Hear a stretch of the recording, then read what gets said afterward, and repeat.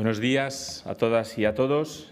Continuamos en esta segunda jornada del curso de verano del Campus Juste, la redefinición del contrato social en las relaciones América Latina-Unión Europea, respuestas actuales ante desafíos globales. Tras la intervención de esta mañana en la que hemos enmarcado la Agenda 2030 y los ODS, tenemos un panel que hemos titulado a modo de pregunta un nuevo contrato social para el desarrollo sostenible en Europa y América Latina, el estado del bienestar. Y para ello tenemos con nosotros a dos expertas. En primer lugar, me gustaría presentar a Andrea Costafreda Quesada. Ella es politóloga, investigadora en estudios del desarrollo y América Latina. Actualmente es la directora programática para América Latina y el Caribe de Oxfam Intermón. Y como consultora e investigadora ha trabajado para cooperaciones bilaterales como el Ministerio de Asuntos Exteriores y Cooperación, la Dirección de Relaciones Internacionales del Ayuntamiento de Barcelona y organismos multilaterales como PNUD, BID o IDEA Internacional. Ha sido además responsable de planificación en la Dirección General de Cooperación al Desarrollo del Gobierno de Cataluña y previamente había trabajado como analista política en el Instituto Internacional de Gobernabilidad de Cataluña en proyectos de fortalecimiento institucional y desarrollo democrático en América Latina. Contaremos después con la profesora Ana Sojo, consultora independiente que trabajó para el CEPAL, a la que presentaré más tarde, y además contaremos con la participación de Marco Antonio Joven Romero, profesor de la Universidad Santo Tomás en Estudios Hispánicos de Manila, y que es además doctor en filosofía. Muchas gracias por acompañarnos. Marco, que es uno de los estudiantes voluntarios que hará de comentarista posteriormente a las dos intervenciones que tengamos. Sin más dilación, Andrea, ansiosos por escucharte, la audiencia es toda tuya. Gracias. Bueno, pues gracias Miguel Ángel y gracias a los organizadores. Siempre es un placer estar en lo que viene siendo ya como un encuentro de principios de verano en el Campus Juste, en este magnífico entorno y con este nivel altísimo de estudiantes. Es la segunda edición que tengo el honor de participar en este campus y la verdad es que siempre aprendemos mucho de los estudiantes y las estudiantes.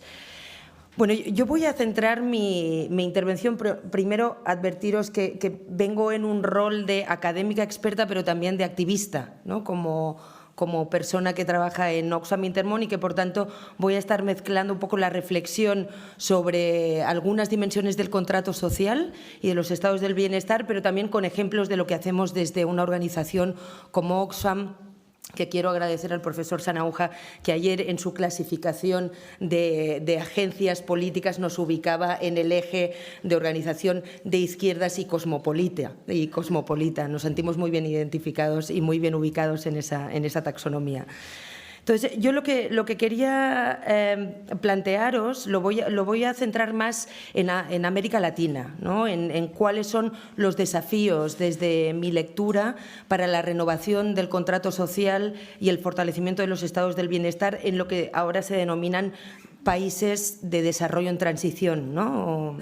o países de renta media. Y para ello me gustaría centrarme en dos trampas, vinculándolo a la literatura sobre las trampas de los países de renta media, que son, por un lado, la trampa de la desigualdad y, por otro lado, lo que denominamos la trampa democrática, que podría ser o trampa institucional, pero más concretamente la trampa democrática.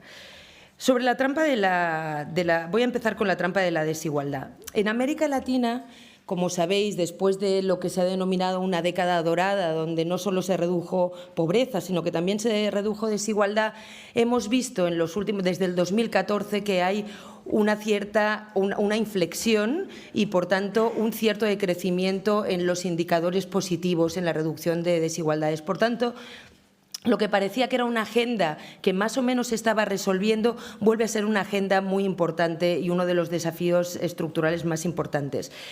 Y lo queremos destacar como un desafío concretamente en los términos de trampa de desigualdad, porque lo que se está viendo en la literatura y en los planteamientos de muchos de los donantes y también de los organismos multilaterales, incluso en la propia agenda de los ODS y la Agenda 2030, a ratos se habla más de vulnerabilidad o se habla de de cómo conseguir que ese 40% en el indicador del Banco Mundial, ¿no?, ese 40% más pobre, que crezca y que progrese por encima de la media, y por tanto se pone más foco a ratos en la vulnerabilidad o el concepto de la vulnerabilidad más que en el concepto de la desigualdad.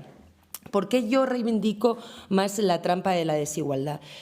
Nos sentimos obviamente cómodos con el mantra y uno de los principales mensajes de la Agenda 2030, que es Leaving no one behind, no dejar nadie atrás, y eso probablemente es una de las agendas a las que todos estamos comprometidos, pero a veces nos olvidamos de qué pasa con los que van más allá.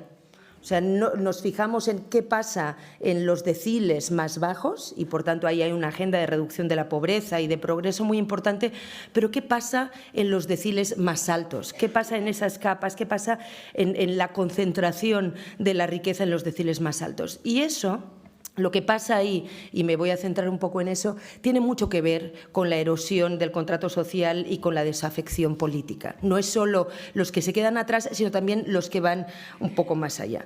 Por tanto, me gustaría, cuando hablamos de trampa de desigualdad, hacer dos reflexiones. Una, ¿a qué nos referimos o dónde enfocamos y cómo medimos la desigualdad? Y después, ¿desde qué perspectivas lo hacemos? ¿Dónde poner el foco? Cuando hemos estado midiendo en los últimos años reducción de desigualdades, hay un sentir general y la literatura en general dice que sí, que se han reducido desigualdades entre países e incluso se han reducido desigualdades al interior de los países. Pero lo que se utiliza normalmente para medir reducción de desigualdades es, primero, medias, el Gini, y muchas veces lo que utilizamos también son medias respecto a las desigualdades de ingreso. Y eso nos está escondiendo realidades, que son las realidades que desde Oxfam queremos poner encima del tapete. Esas medias lo que no señalan es qué está pasando en esos deciles que están más arriba, y cuando hablamos de ingresos, esos deciles que están más arriba, normalmente la acumulación que hacen de riqueza no tiene tanto que ver con los ingresos, sino que tiene que ver más con la riqueza, ¿no?, y con los activos. Por tanto, la primera reflexión es: necesitamos poner el foco en las polaridades, qué pasa abajo y qué pasa arriba en la distribución de los ingresos y de la renta, y después necesitamos ir un poco más allá de la medición de los ingresos.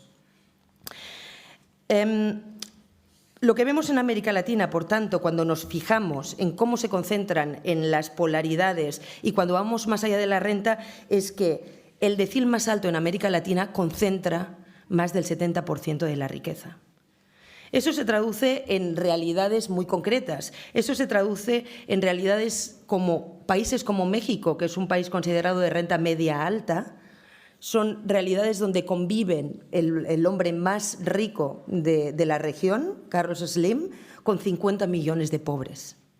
Eso se traduce en que en ciudades como Sao Paulo, la diferencia en la esperanza de vida entre vivir en el barrio de la periferia sur de Sao Paulo, como Jardim Ángela, o vivir en un barrio más acomodado, Jardim Paulista, la diferencia promedio en la esperanza de vida es de 24 años. Son cosas que también nos pasan aquí. Cuando lo medimos, en el caso de Barcelona, la diferencia son de 11 años entre el barri de Bon Pastor o el barri de Sarrià-Sant Gervasi. Pero cuando lo trasladamos a esos países de renta media en América Latina, estamos hablando de 24 años de diferencia en la esperanza de vida.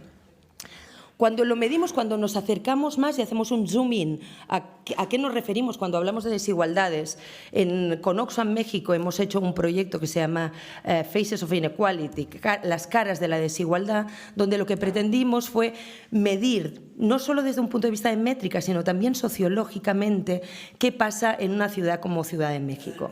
Y ahí hicimos, a través de una metodología con la London School of Economics y CIDE, y por tanto distintos centros europeos, pero también mexicanos, hicimos una división por deciles de los distintos barrios de la ciudad, intentando caracterizar no solo cuantitativamente, sino también cualitativamente cómo se vive en el decil más pobre y cómo se vive en el decil más rico. Eso significa cuáles son las pautas de consumo. Si tienes 100 pesos, ¿cómo los utilizas? Eso significa cómo vives tu fin de semana en el decil más pobre, en el decil más rico. Y ahí, aparte de producir y de descubrir la sociología de la desigualdad, que os animo a que podáis leer en la revista Chilango esos reportajes, ¿no?, de las distintas dimensiones de la desigualdad en esos deciles, hemos descubierto también cosas bien interesantes. Lo que vimos es que en el 20% de los deciles más pobres, esos ciudadanos no acceden a los bienes públicos, no acceden al agua, no acceden a salud, no tienen acceso incluso a transporte, a movilidad urbana. Por tanto, están fuera de la provisión pública, de la respuesta pública por parte de la institucionalidad. Pero lo que descubrimos es que en los deciles más altos, el 20% de los deciles más altos tampoco se conectan con lo público, porque hacen lo que se denomina en la literatura el opting out. Prefieren privatizar el servicio de educación, el servicio de movilidad, el servicio de salud. Por tanto, estamos hablando de un 40% en los deciles más bajos y en los deciles más altos que no se conecta con el Estado. Y eso tiene mucho que ver precisamente con el contrato social y con esa vinculación de la ciudadanía con lo público y con la institucionalidad pública.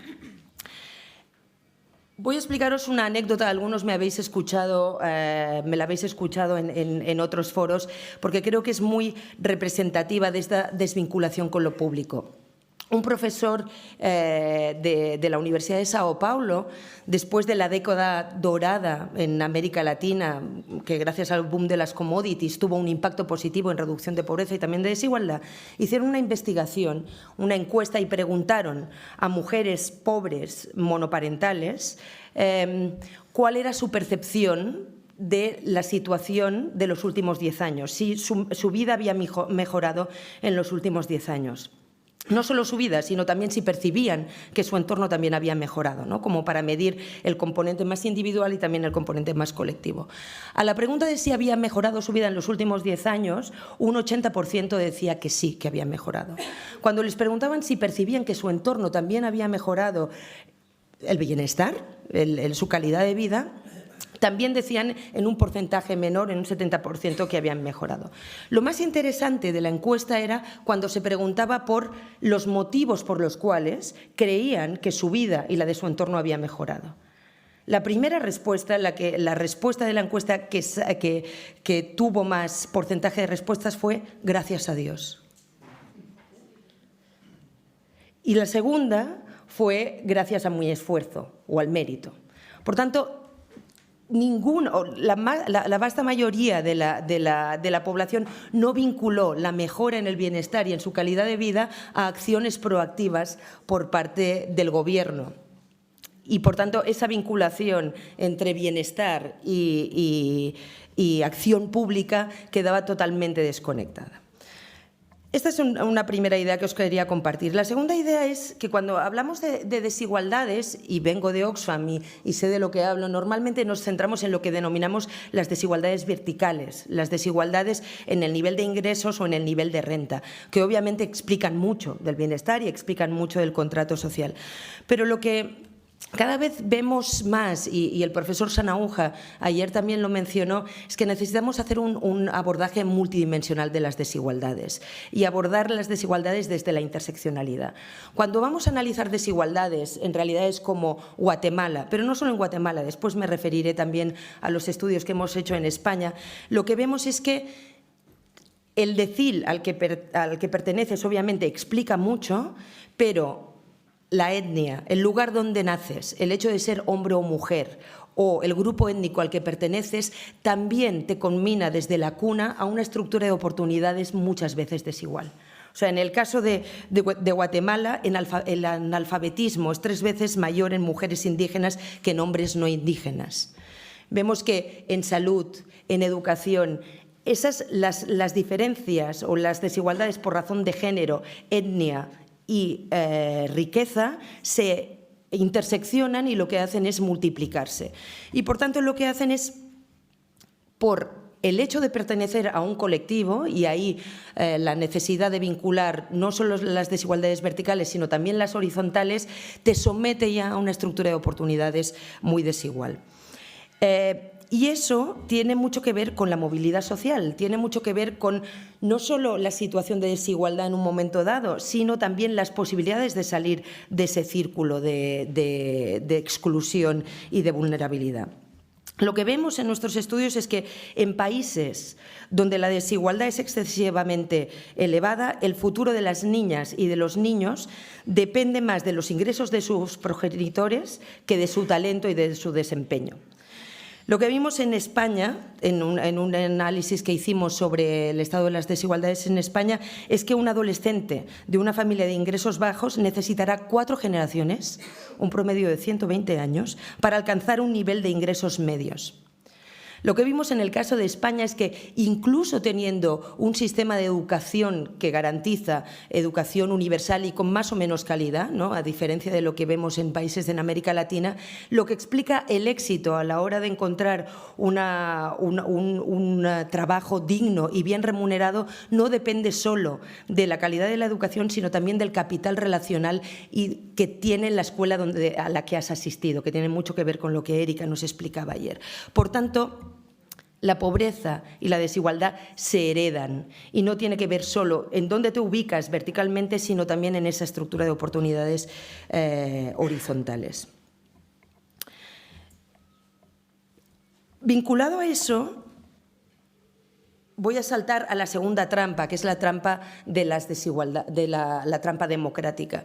Si somos conscientes de que las desigualdades verticales y horizontales ejercen esa frontera de posibilidad en la movilidad social, ¿cuál es el rol de lo público? ¿Cuál es el rol de los estados de bienestar? ¿Cuál es el rol de la institucionalidad? En principio, lo que esperaríamos es que distintas políticas predistributivas o redistributivas, las predistributivas, aquellas que operan sobre el mercado laboral o la generación de oportunidades, o las redistributivas, que son las que intentan redistribuir tras pasar por el mercado laboral, tienen capacidad de impactar, ¿no? Tendrían o deberían tener capacidad de impactar. Pero lo que hemos visto en América Latina es al menos si nos centramos concretamente en las políticas fiscales, identificamos como mínimo, yo quiero traeros aquí 3 ineficiencias en la capacidad de las políticas fiscales y de los instrumentos fiscales para reducir desigualdad y, por tanto, para redistribuir en América Latina. ¿Qué ha pasado? Varios estudios, y ahí me voy a referir a CEPAL y también a los estudios de Nora Lustig, realizados prueban que la política fiscal en América Latina y el Caribe es una política desaprovechada para reducir desigualdad y pobreza. Incluso a veces la incrementa. Según CEPAL, mientras en los países de la OCDE los mecanismos fiscales, los mecanismos como las transferencias directas en efectivo, el impuesto sobre la renta y las cotizaciones de la seguridad social reducen la desigualdad de ingresos de mercado un 36%, en la región, en América Latina, solo lo reducen en un 6%. Por tanto, ahí hay una ineficiencia clara de los sistemas fiscales en su labor de redistribución. Pero además, una segunda ineficiencia, más allá de la redistribución en términos de reducción de la pobreza, tenemos estudios para el 2011 donde vemos que el impacto de la política fiscal tampoco es tan eficaz en la reducción de la pobreza monetaria. No voy a hablar aquí de pobreza multidimensional, sino monetaria. Alrededor de 2011, en 6 países de la región, en Guatemala, en Honduras, en Nicaragua, en Bolivia, República Dominicana y El Salvador, la política fiscal desarrollada por el Gobierno incrementaba la pobreza. Es decir, tras la recaudación de impuestos y la ejecución de gasto público, se aumentaba el número de personas que tenían un ingreso inferior a $4 al día en esos países. Por tanto, a las ineficacias o a ineficiencias fiscales tenemos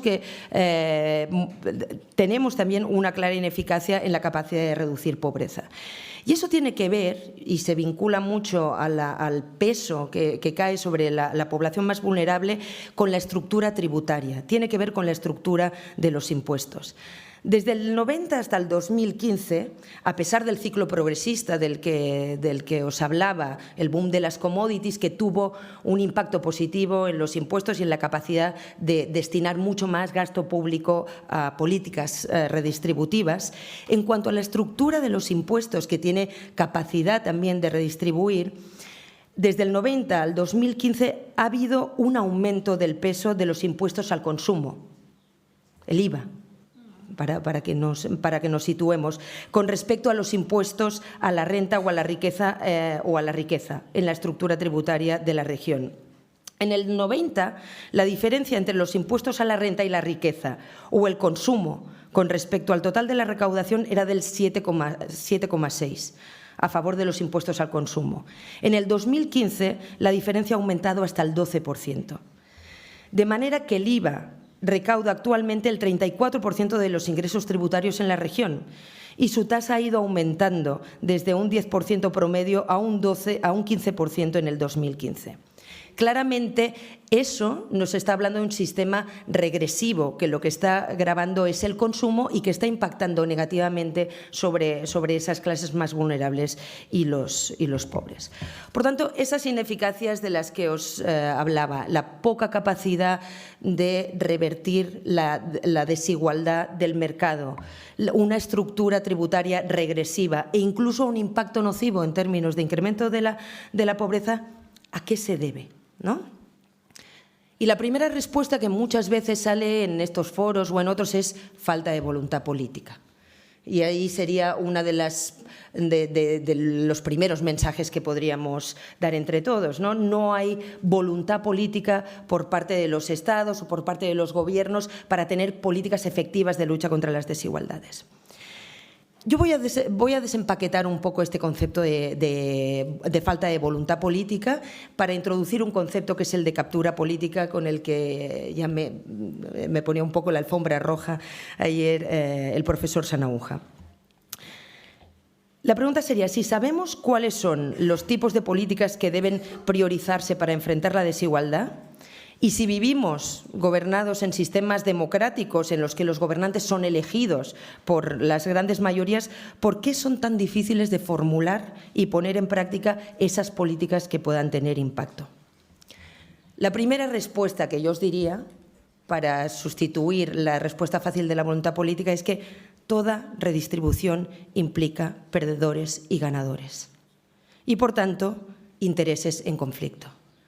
Lo que nos obliga, cuando pensamos en la capacidad desde lo público para promover la igualdad o para luchar contra la desigualdad, tenemos que pensar en la viabilidad política de esas reformas, ¿no? Y eso parece evidente, explicado de esta forma de ABC, pero es verdad que para la cooperación internacional ha sido un tema no tan evidente, porque constantemente lo que hacemos, lo que se hace desde los multilaterales, los expertos, desde la academia, es pensar en cuáles son las recetas, esas recetas técnicas, tecnocráticas que tienen que implementarse. Y muchas veces lo que olvidamos es que para que se implementen esas recetas necesitamos tener la correlación de fuerzas y el equilibrio político que hace posibles esas reformas. Y a eso me voy a referir.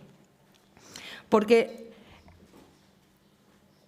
a la hora de analizar la viabilidad de una propuesta política es necesario saber quiénes se benefician de ellas y quiénes no. Por tanto, es necesario avanzar hacia la economía política de cada reforma. El valor técnico o la justicia de una política, por tanto, no explica su nivel o posibilidad de éxito. Por el contrario, son más bien las características del contexto las que nos van a explicar la posibilidad de impulsar esa política. El equilibrio, por tanto, voy a explicaros un poco cómo lo analizamos. Hemos elaborado una metodología de captura política desde Oxfam y también un informe que se llama Democracias capturadas, democracias secuestradas, donde lo que intentamos hacer es identificar si la variable dependiente, digamos, muchos sois doctorandos, ¿no? Por tanto, no os va a sonar muy raro eso de la variable dependiente. Si la variable dependiente es la capacidad de tener una política pública con impacto en desigualdad, vamos a ver cuáles son las variables independientes que pueden frenar o pueden posibilitar que eso sea posible, ¿no? Entonces, ahí tenemos, por un lado, lo que denominamos elementos facilitadores de la captura política, que tiene que ver con muchos elementos. Algunos son muy estructurales y de contexto históricos, pero muchos tienen que ver con el propio entramado institucional. Leyes de financiación de partidos, la distribución de poder, los pesos y contrapesos, sistemas electorales que distribuyan más o menos el poder y que, por tanto, que generen o no un equilibrio o que sea menos asimétrico en el espacio de toma de decisiones. Por tanto, frenar reformas fiscales o mantener privilegios fiscales, influir sobre las regulaciones de determinados sectores o vetar reformas para distribuir recursos productivos tiene mucho que ver con ese marco de características institucionales, con cómo se comportan también las élites y cuáles son los recursos de poder de las élites y con algunos de los mecanismos que utilizan esas élites para poder promover, distorsionar o vetar algunas de esas políticas. Cuando me refiero, voy a quizá avanzaros un poco cuál es el concepto que nosotros utilizamos de captura política, porque es un concepto que vais a encontrar en la literatura. Nosotros hemos hecho una síntesis un poco de lo que hemos encontrado en la literatura. Entendemos como captura el ejercicio de influencia abusiva por parte de una élite en favor de sus intereses y prioridades y en detrimento del interés general sobre el ciclo de políticas públicas y los organismos del Estado, con efectos potenciales sobre la desigualdad. ¿Por qué es importante lo de las élites? Y que a veces suena como un concepto muy politizado, ¿no? O muy ideologizado, perdón. Cuando nos referimos a élites, nos referimos a ese grupo que lo que pretende es incorporarse en el proceso de toma de decisiones para conseguir que el proceso de toma de decisiones vaya a favor de unos intereses particulares y en detrimento del interés general. No estamos, y podemos hablar de élites corporativas, económicas, pero también pueden ser de todos tipos, ¿no? Entonces, se trata de desideologizar un poco ese concepto de élite y utilizarlo más como un concepto analítico.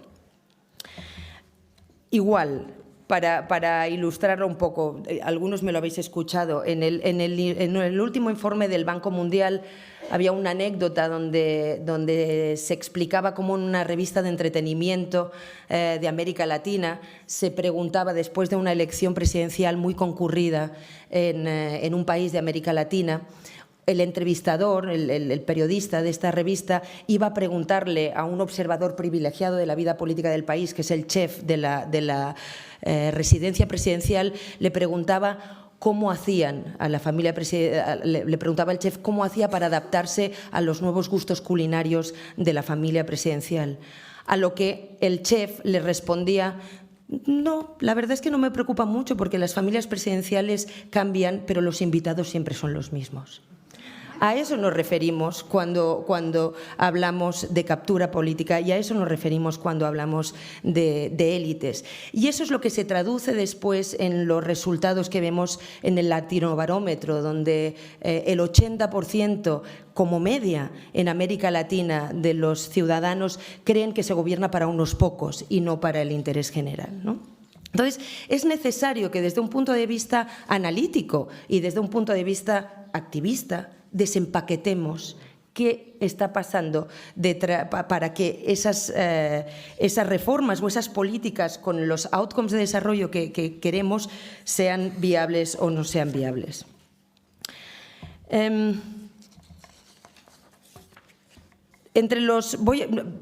No he querido venir con toda la metodología de captura política y con los mecanismos que analizamos. Os voy a venir solo con un ejemplo para que veáis cuál es el potencial de este instrumento analítico.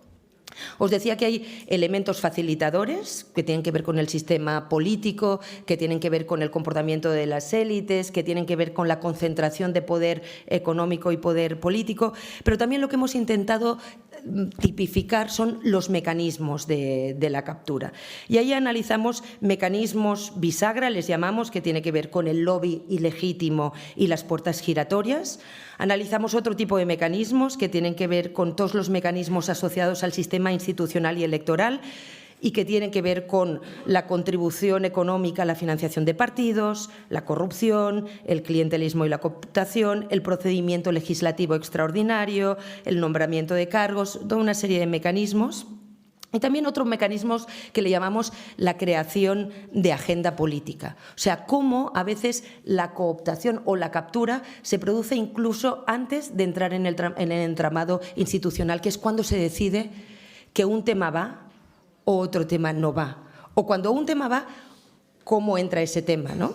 Los que hayáis visto esa fantástica película que se llama Vice, no sé si lo habéis, que es sobre el vicio del poder.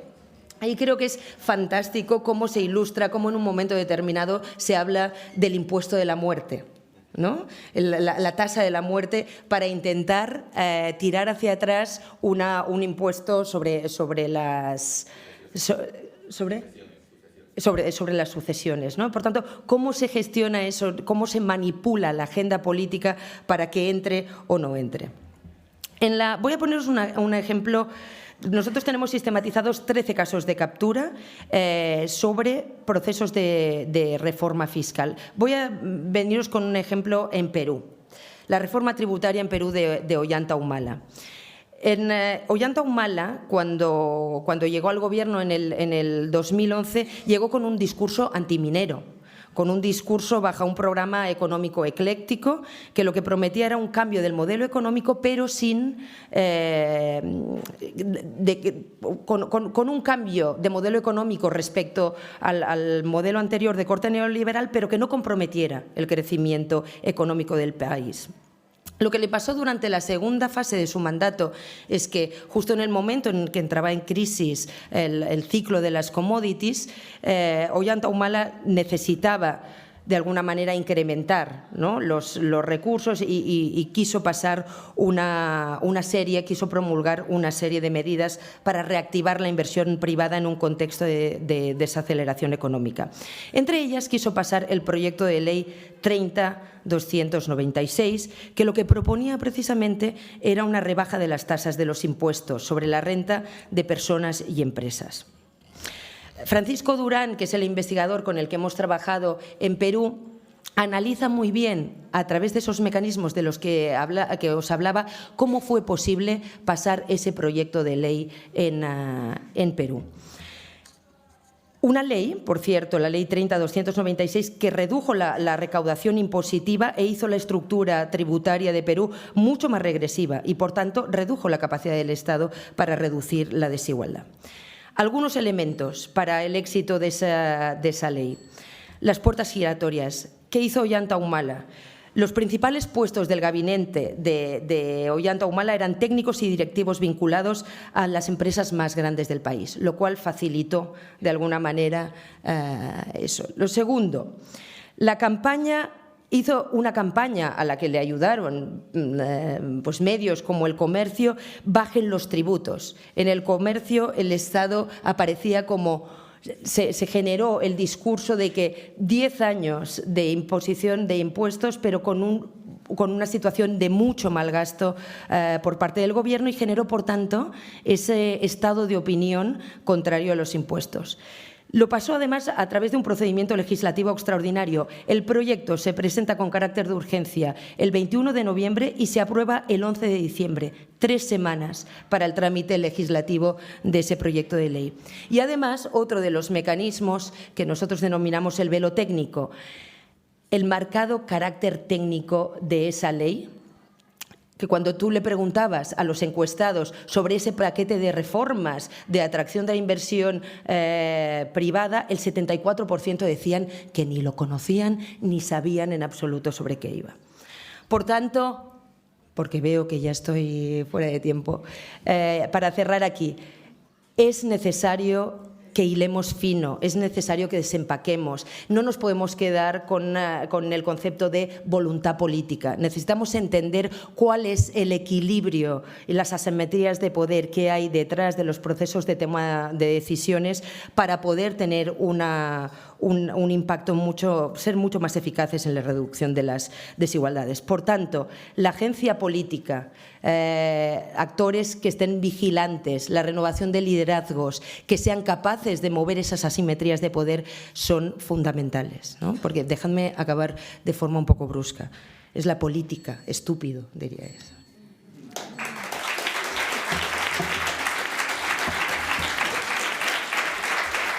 No me he pasado tanto. Muchísimas